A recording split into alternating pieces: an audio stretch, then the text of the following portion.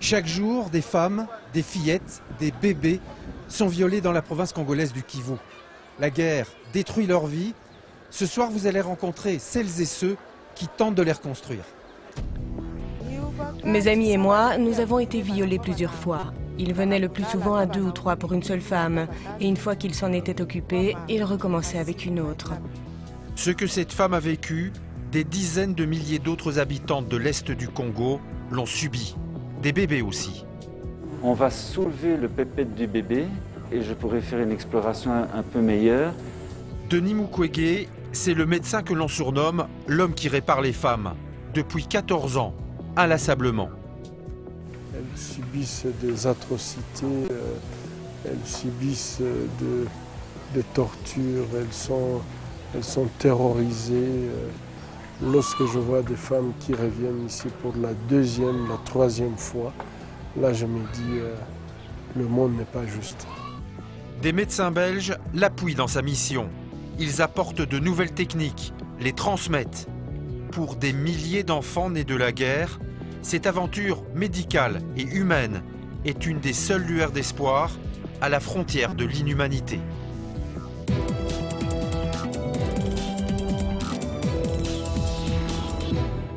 Bonsoir. Dans la province congolaise du Kivu, le viol est devenu une véritable arme de guerre. Et c'est dans cet hôpital, l'hôpital Panzi à Bukavu, que sont soignées chaque jour de nouvelles victimes. Des femmes, des enfants, dont le seul tort est de vivre sur un sous-sol trop riche, contenant à la fois de l'or, de l'uranium, des diamants ou du coltan.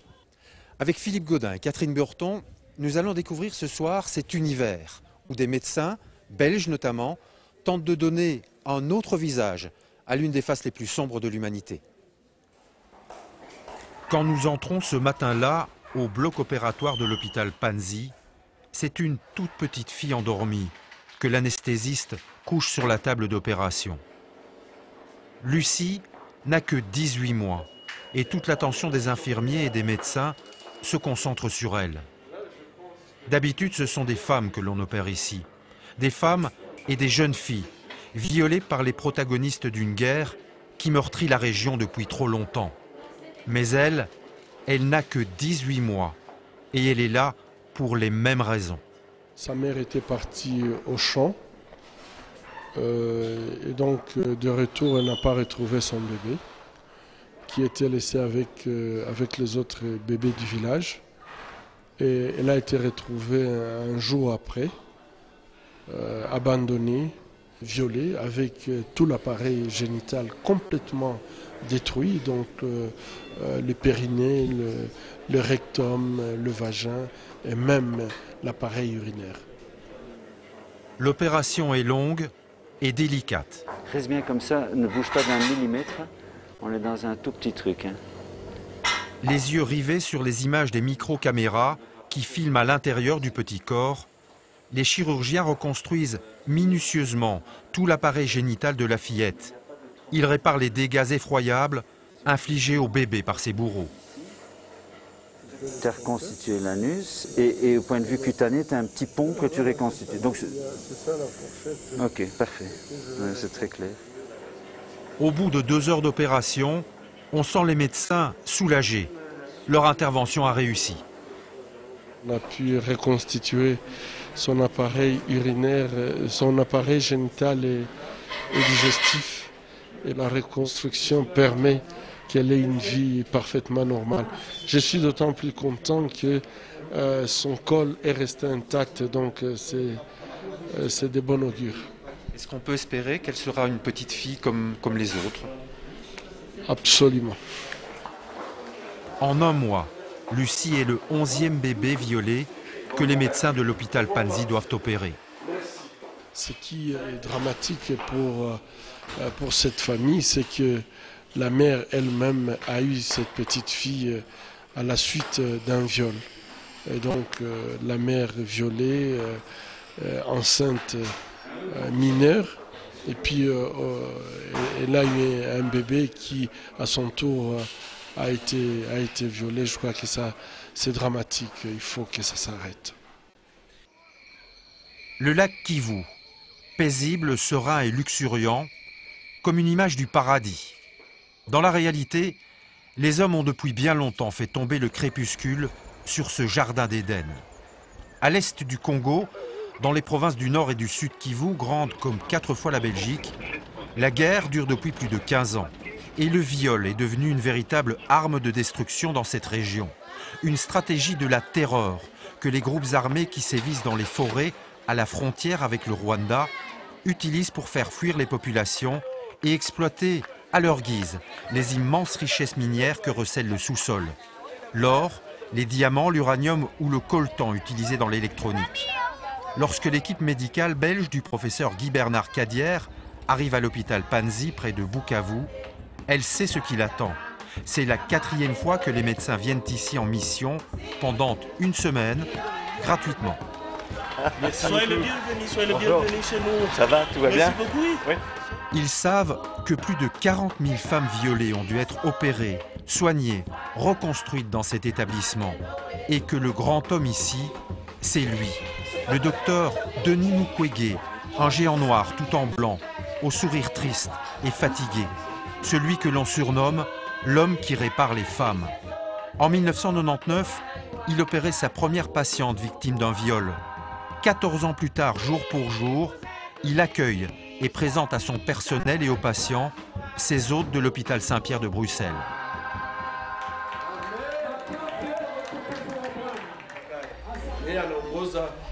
Chuo kikubwa cha hiyo mafundisho ya kufanya operesheni na kufungua kwa Ulaya nzima, na neema yetu ni kupata watu kama na hao. Amen. Amen.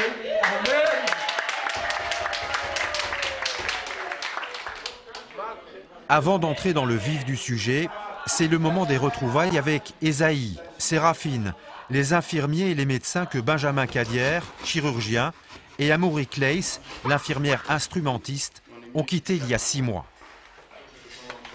Ici on a pris des lames, tu vois, parce qu'il n'y en avait pas souvent. C'est aussi l'heure du déballage. Les médecins ont emmené le matériel qui permettra d'équiper 2 blocs opératoires du système de laparoscopie financé par des mécènes. Tout ça vient de Bruxelles, et alors il y a déjà des choses qui avaient déjà été installées. Mais comme je vous dis, malheureusement, il y a des choses qu'on est obligé de chaque fois ramener, parce qu'il y a des choses qui sont réutilisables. Donc voilà, et on essaye surtout de respecter les conditions de stérilité qu'on retrouve dans les hôpitaux à Bruxelles.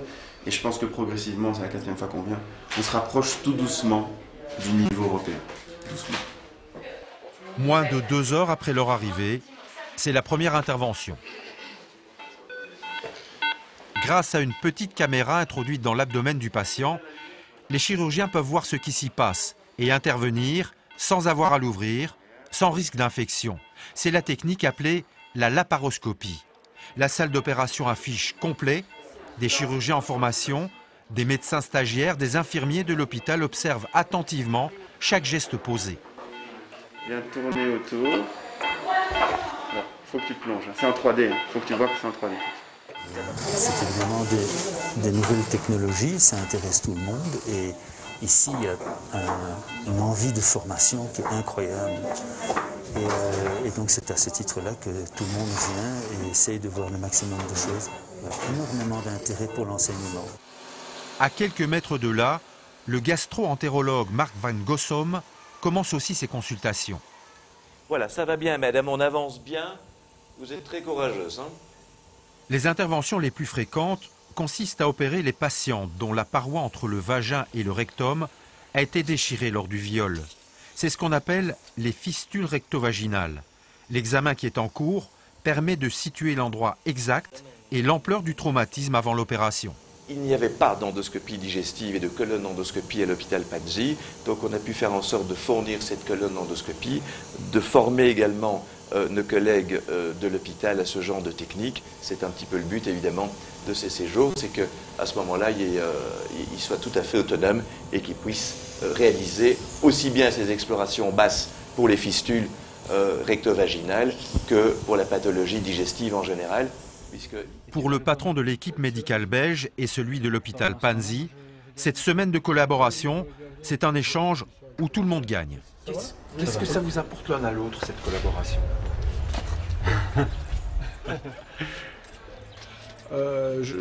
Enfin, personnellement, je pense que c'est un transfert du savoir. Et donc ici, nous avons vraiment besoin de la nouvelle technologie, de pouvoir utiliser la nouvelle technologie pour spécialement des choses que nous ne pouvons pas faire avec des méthodes classiques.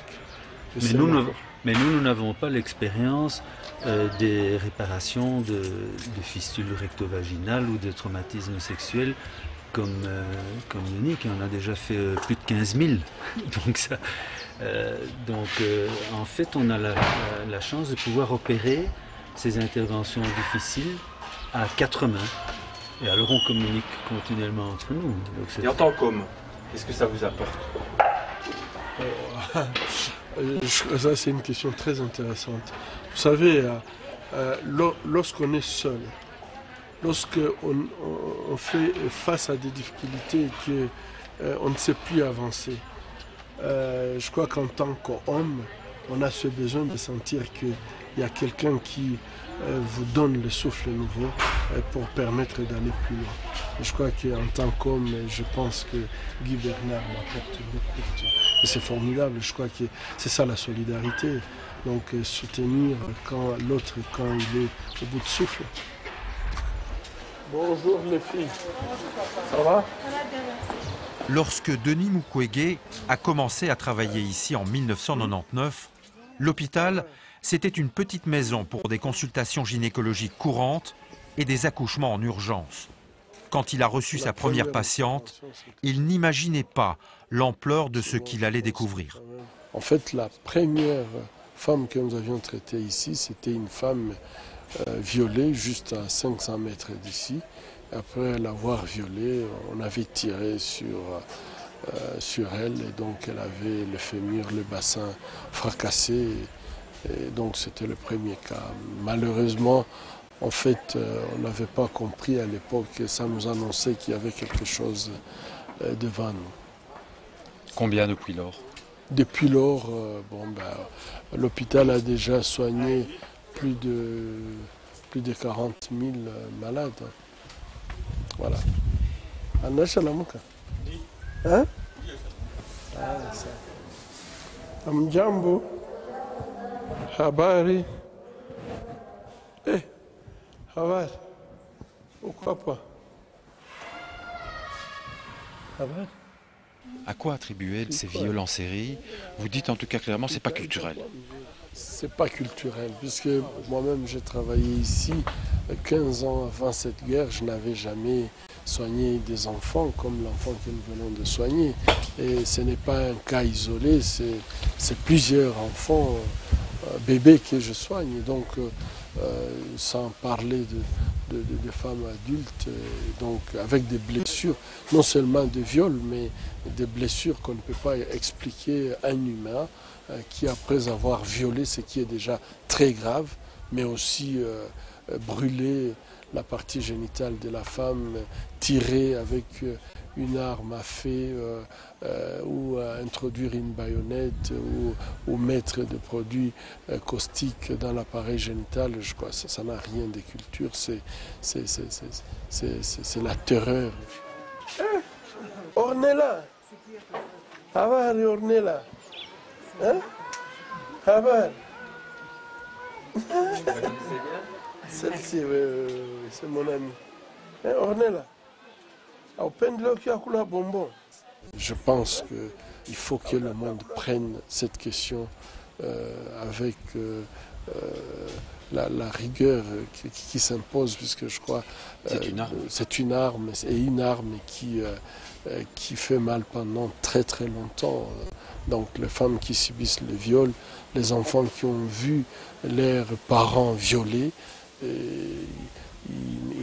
ne se reconstruisent que très très difficilement. Et je pense qu'un terrorisme comme ça, en fait, l'accepter, c'est accepter l'inacceptable. Depuis 10 ans, dans son petit bureau, Mamie Kiloula reçoit les victimes qui se présentent à l'hôpital. L'assistante sociale est en première ligne. Elle recueille tous les témoignages, comme celui de Madeleine. Elle a 25 ans, elle est maman de 3 enfants et elle est enceinte. Il y a quelques semaines, Madeleine a suivi son mari dans une zone en guerre. Il était soldat dans l'armée congolaise. Il a été tué lors d'affrontements. Le jour où la jeune veuve quitte la garnison avec 2 amis pour rentrer au village, des rebelles l'interceptent. Les assaillants leur avaient demandé leur carte d'électeur. Elles ont montré leur carte d'électeur. Lorsqu'on est arrivé à sa carte, on a vu qu'elle n'était pas originaire de là. Les assaillants ont dit non, vous devrez être les femmes des militaires, nous vous retenons ici. C'est à ce moment-là qu'elles étaient à 3 femmes. Les 2 avaient fui et elle était retenue là avec les assaillants. Elle est restée là pendant 3 jours et l'ont abusée sexuellement, l'ont violée. Depuis 2004, nous sommes maintenant au 32 804e malade. Depuis 2004. On est là. Nous continuons à recevoir les femmes, nous continuons à les soutenir, à les écouter, à les accompagner. Mais ça fatigue un peu parce que les choses ne changent pas. Ça fait des années, 10 ans c'est trop. D'ailleurs, oui, 10 ans à peu près, c'est trop. On voit toujours les femmes venir. Les femmes venir, on soigne, elles rentrent. Les autres reviennent, on soigne, elles rentrent. Tout ça, tout ça. Parfois, ça fait fatiguer la tête. On est fatigué avec les histoires. La nuit, on manque de sommeil. On se demande, les pays, peut-être le pays est malade. On ne sait pas. On ne sait pas et qu'est-ce que l'extérieur dit de nous. Et les décideurs, qu'est-ce qu'ils pensent de nous. Parce qu'aujourd'hui, c'est pour ces femmes-là. Et demain, ça sera pour nous, nos enfants. C'est pourquoi il faut tout faire pour que la paix rentre au Congo. Rien que la paix. Rien ne peut résoudre les problèmes du Congo si ce n'est que la paix. On se retrouve dans un instant pour la suite de Reporters.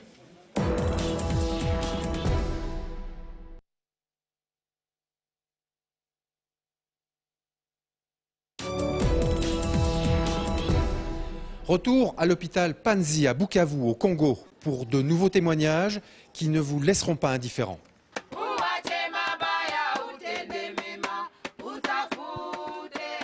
Dans l'enceinte de l'hôpital, loin du va-et-vient de l'entrée, la zone réservée aux femmes victimes de violences sexuelles et de pathologies gynécologiques.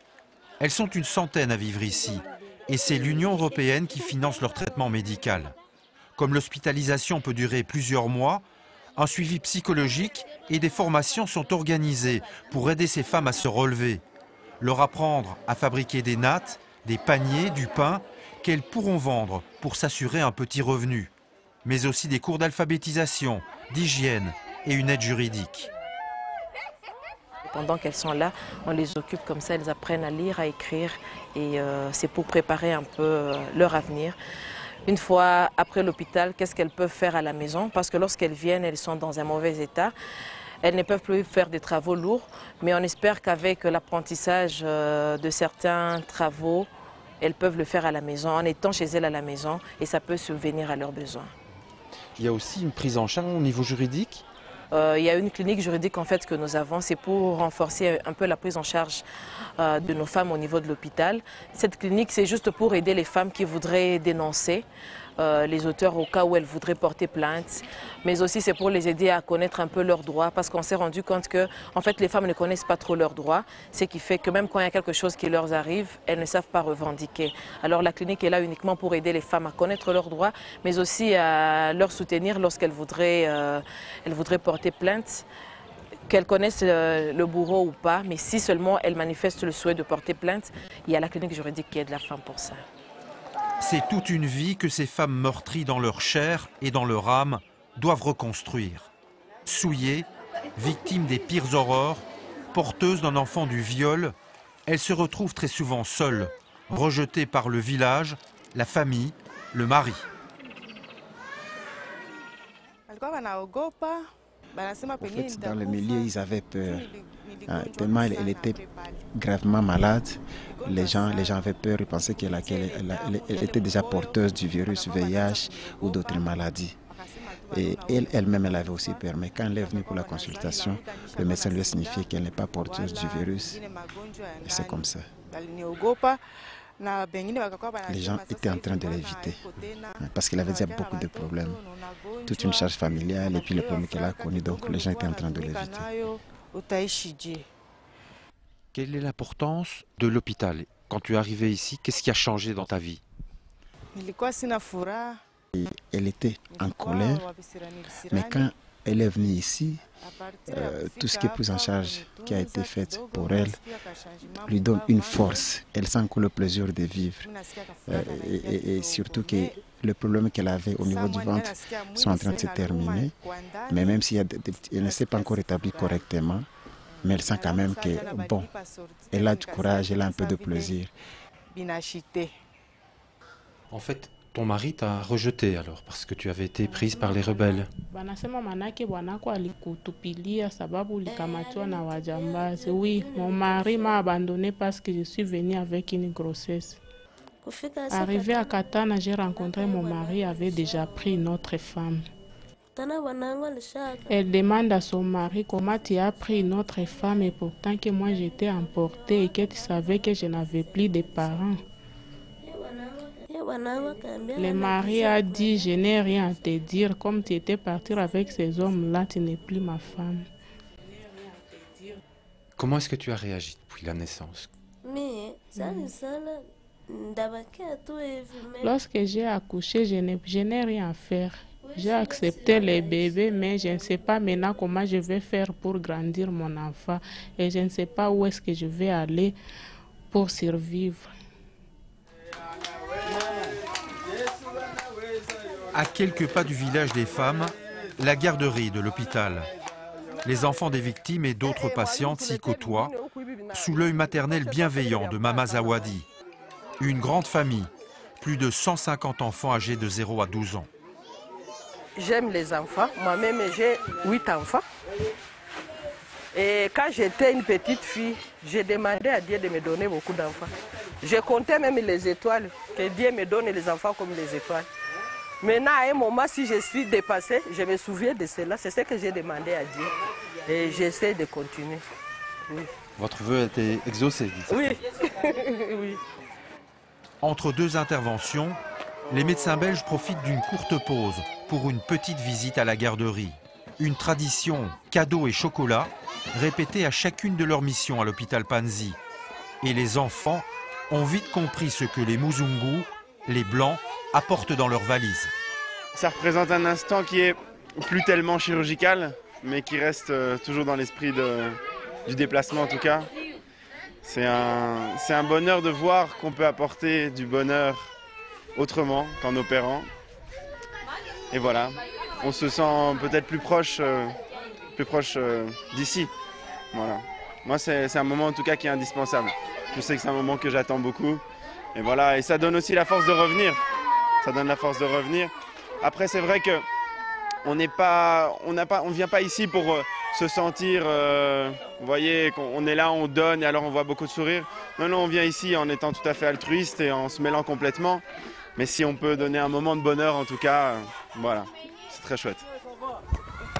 Une respiration, un bol d'air, un sourire dans un quotidien qui en manque souvent cruellement. Même si les équipes du docteur Mukwege en accompagnent près de 5000, la vie qui attend ces bambins après l'hôpital Panzi n'a rien d'un jeu d'enfant. Ils finissent souvent à la rue, rejetés, exclus. Bien joué. Depuis leur naissance, ils n'ont vu que la violence de toute forme. Je pense que ces enfants, ils ont l'impression que le monde, il n'y a pas d'amour, il n'y a que la guerre, il n'y a que la violence. Et c'est ça m'inquiète beaucoup parce que je me dis, je vois des enfants qui sont abandonnés ici puisque elles sont nées issues du viol et la mère est autorisée à retourner à la maison mais qu'elle ne retourne pas avec un enfant de l'ennemi. Mais cet enfant n'est ennemi de personne. C'est un enfant tout simplement qui a besoin d'être entouré de l'amour, d'être aimé comme tout enfant. Quand ils sont encore ici, ils peuvent encore avoir cette parcelle d'amour, même si c'est plusieurs personnes qui s'occupent d'eux. Mais après, il n'y a pas de famille, il n'y a rien. Et je reçois beaucoup d'interrogations. Des enfants qui ont pensé que j'étais leur père et qu'à un moment, ils se rendent compte que les autres enfants, ils ont leur maison, ils ont leur mère, ils ont leur père, et que nous sommes les enfants de Mukwege. Mais comment les enfants arrivent, ils arrivent à me poser des questions très embarrassantes. Et je suis très embêté, parce que je ne sais pas comment répondre. La quête que poursuit sans relâche le docteur Mukwege dépasse de très loin les actes médicaux qu'il pose en salle d'opération. De mission en mission, Guy Bernard Cadière partage à ses côtés bien plus qu'une expérience professionnelle. Grâce au docteur Mukwege, les femmes ont compris qu'elles pouvaient faire des choses. Une espèce de prise de pouvoir, c'est-à-dire une conscience collective qui leur a montré à ces femmes qui ont été humiliées qu'elles peuvent prendre le pouvoir. Et donc, c'est vraiment une dimension complète de réhabilitation de la femme. Je pense que le terme « réparer la femme » est un bon terme à ce titre-là. Au-delà de l'acte chirurgical. Au-delà de l'acte chirurgical. Ce n'est pas simplement un acte chirurgical, c'est tout ce qui est autour aussi. Et à la fin, et c'est pour ça qu'il est tellement aimé, c'est qu'à la fin, on essaie de rendre la dignité aux femmes. Peu d'hommes font ça, en fait. La preuve la plus éclatante de ce changement de mentalité, les femmes de l'hôpital Panzi l'ont posée il y a quelques mois. En novembre 2012, Denis Mukwege échappe de justesse à un attentat parce que ses prises de position pour dénoncer ce qu'il appelle un génocide dérangent.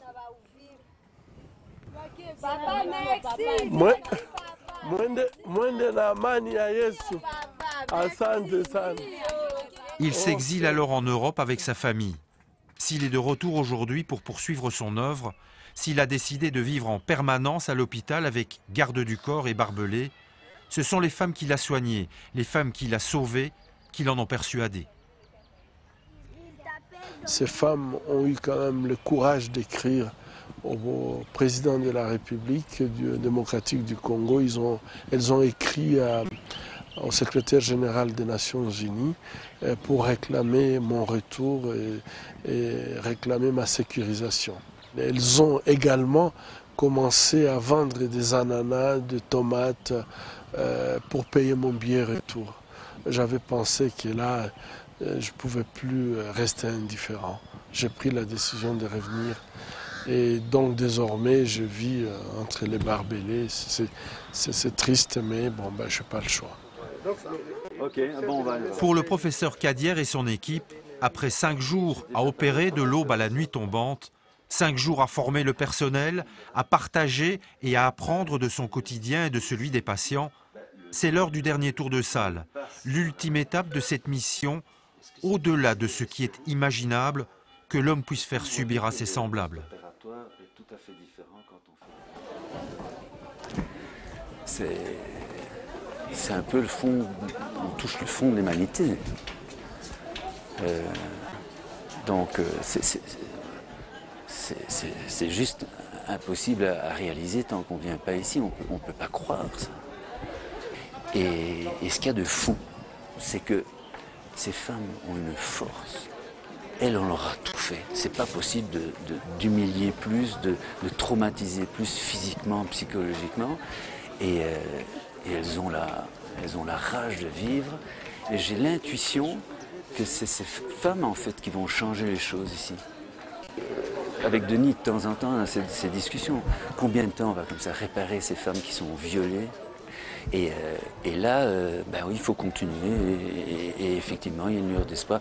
Et comme ils disent ici, vous allez voir, ça va aller. Bon, quand tu arrives ici, tu as juste envie de leur dire, malheureusement non. On est dans un système débile où il n'y a plus aucune solidarité, où il n'y a plus de fraternité. Mais je crois qu'elles ont raison.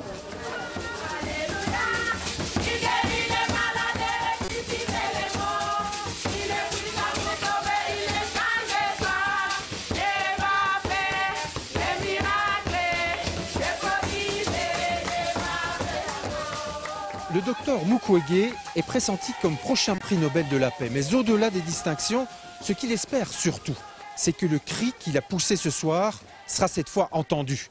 Quant à l'équipe médicale du professeur Cadière de l'hôpital Saint-Pierre de Bruxelles, elle sera de retour ici dès le printemps 2014. C'est la fin de Reporter. Merci de votre fidélité. À vendredi prochain.